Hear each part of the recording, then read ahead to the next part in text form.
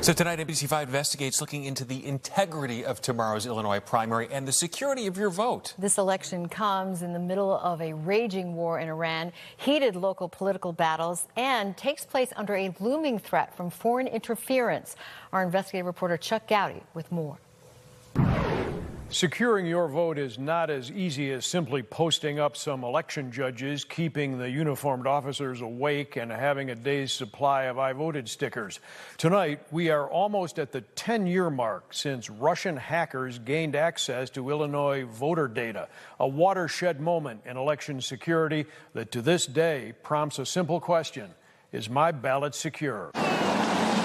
November 2016, the election year that lives in Illinois infamy, as voters cast ballots in bowling alley precincts while pool players called the corner pocket and at the neighborhood laundromat, state election officials were on the lookout for Russian intruders. Summer of 16, here at the State Board of Elections in Springfield, Illinois' voter registration database was broken into from afar, according to this Justice Department report prepared by Special Counsel Robert Mueller. In June 2016, the GRU, Russian military intelligence, compromised the computer network of the Illinois State Board of Elections, exploiting a vulnerability in the SBOE's website. The Russian GRU then gained access to a database containing information on millions of registered Illinois voters. Illinois election officials say Russian hackers viewed voters' personal information, but that no data left the building. Regardless, the breach resulted in tens of millions of dollars in security upgrades. It's really a different environment today than what we saw 10 years ago. Tonight, state election officials tell the NBC Chicago investigative team one big change is voting by mail. Nearly 650,000 people have already voted early, many mailing in paper ballots.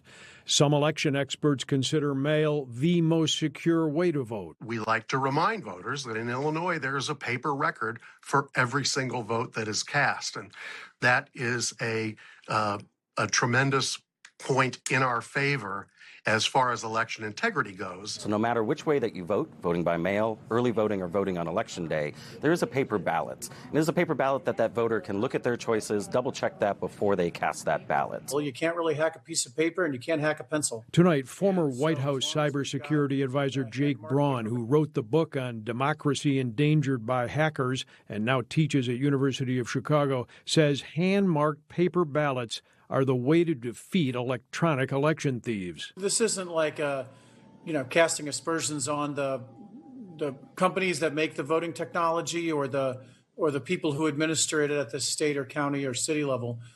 This is really just about the fact that technology is vulnerable, and so therefore it can be hacked.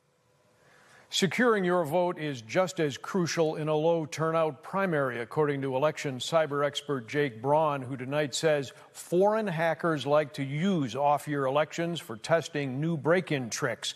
And Braun says overseas adversaries aren't pro-Democrat or pro-Republican, but they are pro-chaos in America.